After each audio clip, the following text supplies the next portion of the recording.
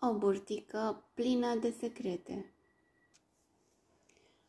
Pe mine mă cheamă Moira. Mami și tati sunt cei mai buni din toată lumea. Avem 2 câini amuzanți, pe nume Zoro și Splinter. Din când în când sunt un pic neatentă și un pic neastâmpărată.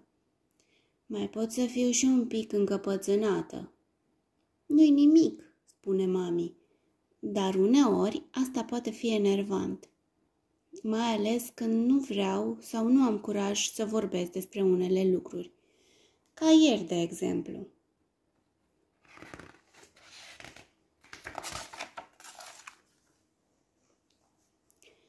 M-am trezit la 7 dimineața. Bună dimineața, soare! Am sărit din pat și am început să mă îmbrac. Totul mergea foarte bine, până când am văzut un firicel care se desprindea din ciorapii mei. Am tras de el ușurel și a apărut o găurică. Am mai tras un pic, dintr-o dată, zip! Găurica s-a lărgit. Vai, nu! Ce e de făcut? Am găsit repede o altă pereche de ciorapi și i-am ascuns pe cei rupți. N-am spus niciun cuvânt. Un secret mititel. Nu-i ceva atât de rău. Ia te uită, ți-ai pus alți ciorapi. Sunt buni și ăștia. Am vrut să-i spun. Ba chiar simțeam că mă gâdilă cuvintele pe gât. Dar am înghițit și... ups! Mi-au alunecat înapoi în burtă. Vor fi în siguranță acolo. Sau cel puțin așa am crezut. La școală numai la asta m-am gândit. Știam că mami nu s-ar bucura să găsească o pereche de ciorapi rupți. Ea spune întotdeauna, ai grijă de hainele tale și nu trage de ațe. Când am încercat să mănânc fructul în clasă, simțeam cum mă gâdilă burtica. Burtica mea n-avea chef să mănânce pară. Și nici eu. Așa că am pus-o înapoi în ghiozdan.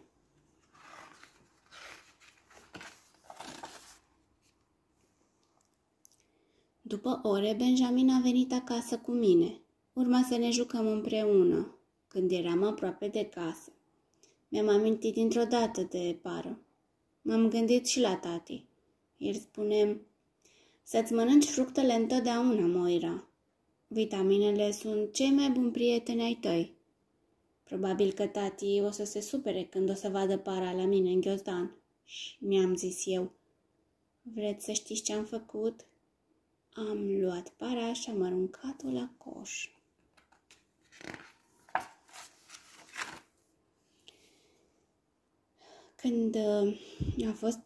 Cum a fost azi la școală, scumpo? M-a întrebat tati când a venit acasă. Aproape că am deschis gura să-i spun despre ciorap și despre pară. Dar l-am auzit pe Benjamin care mă striga.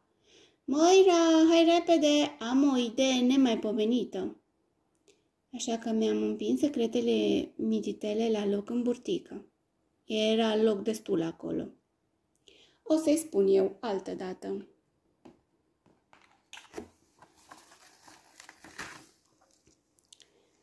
Vrei să ne căsătorim? M-a întrebat Benjamin cuprins de entuziasm.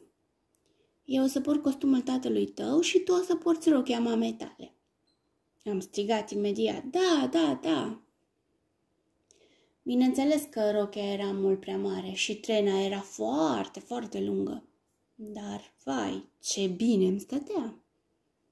Benjamin semăna un pic cu un pinguin îmbrăcat într-o haină mult prea mare. În timpul nunții mi-a venit brusc să fac pipi. Foarte, foarte brusc.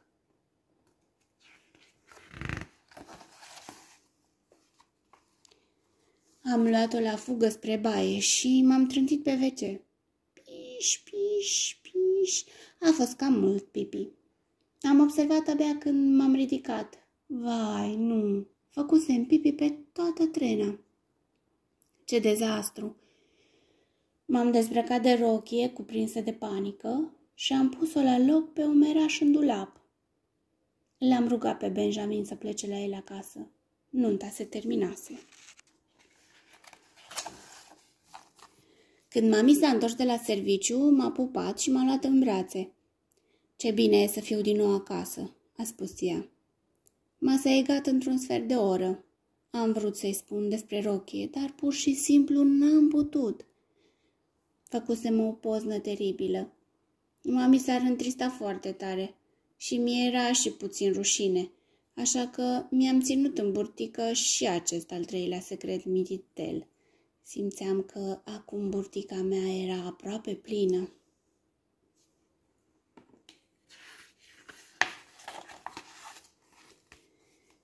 Cina a fost un dezastru. Abia dacă am putut să înghit niște supă, dar cu carnea nu m-am descurcat deloc. Am mestecat și am mestecat. Niam. Burtica mea era plină de secrete, iar cuvintele despre ele îmi rămăseseră în gât. Le-am dat pe furiș mâncarea mea cățeilor, lui Zoro și lui Splinter.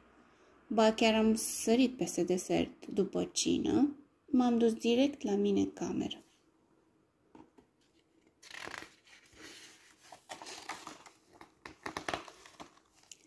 Tristă, m-am așezat pe pat. Nu mă simțeam bine deloc. Mă durea burtica și nu știam ce să fac. Tic-tac, tic-tac, tic-tac și pam, pam, pam. Ce-i cu tine, scumpo? Ia spune-ne tu. Foarte ușor și cu blândețe. Mami m-a mângâiat pe burtică.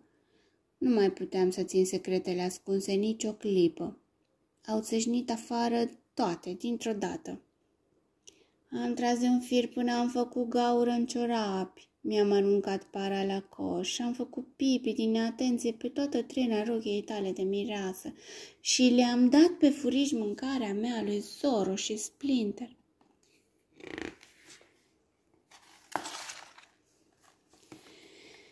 Ei, acum cred că te simți ușurată, scumpo, a spus mami. Tati m-a luat pe după umeri și mi-a zis, draga mea, știi că nouă poți să ne spui întotdeauna totul. Chiar dacă ne-am supărat sau ne-am întristat un pic, noi o să te iubim întotdeauna, foarte mult. Și știi ceva? O să ne pară foarte rău dacă tu o să ai de dus o burtică plină de secrete, a spus mami. Și mi-a făcut cu ochiul, iar tati m-a pupat apăsat. Când mi s-au uscat toate lacrimile, secretele dispăruseră. Poate că acum ai loc și de un desert delicios, m-a întrebat mami. Și știți ceva? A fost cel mai bun desert pe care l-am mâncat vreodată.